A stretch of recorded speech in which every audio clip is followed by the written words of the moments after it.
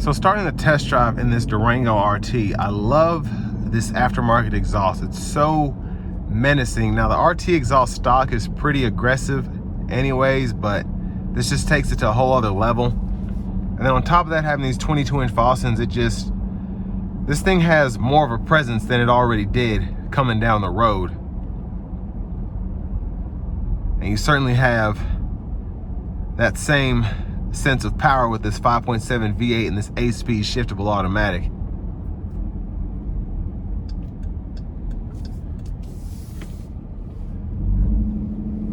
But you still have that pretty good ride quality here.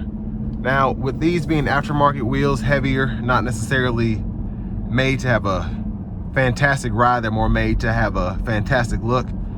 It's not as smooth, but not really a big issue, at least in my opinion.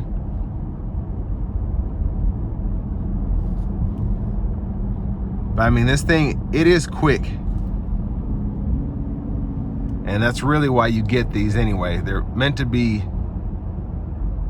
if you have to have a mom car, you want something that's still just bad, and that's what this is. And even if you don't need to have one, it's nice to have the usability of this SUV while still having the power and just the fun that comes with it. Now this is a bit expensive for what it is, but you do get something that's not like anything else out on the road. From the exhaust to the wheels, everything's just, it's just a sweet ride. It's just an all-in-all sweet SUV. Gonna give myself a little space here, no one's behind me. All right, let's put our foot down.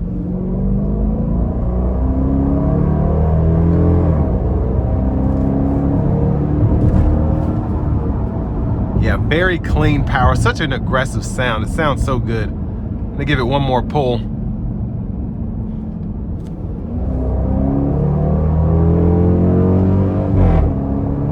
Yeah, buddy.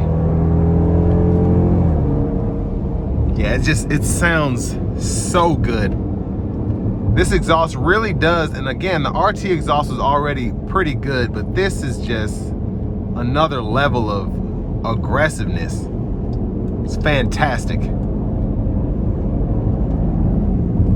Gonna take it out of manual mode now, put the adaptive cruise on. And honestly, for what you get here, 22 miles per gallon highway is not bad. It's not phenomenal, but I mean, you have a naturally aspirated V8. So it's actually pretty good. And the 8-speed helps get that maximized fuel economy. And even with these Fosons on here, I can feel the difference in ride just a tad because they are 22s. And again, these wheels are aftermarket, but I mean, the ride is still really good. And in terms of the wind noise, not really bad.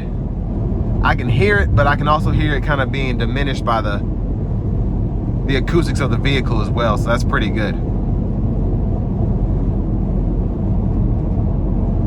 And I think Dodge just kind of has their foot on the other manufacturer's neck in terms of having a muscle SUV. There really aren't that many left.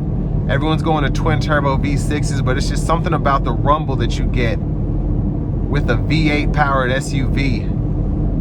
And you still have the Durango, which really hasn't gotten any crazy refreshes or redesigns over the year, but still, it's nice to look at.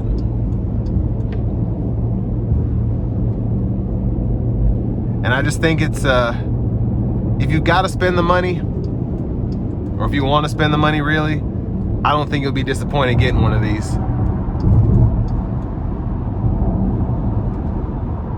So especially with these aftermarket add-ons, you can get this and you'll still be very pleased with what you have, and you won't have to, you know, put any parts on here aftermarket yourself. But yeah, it's just, this thing is nice and it's fun.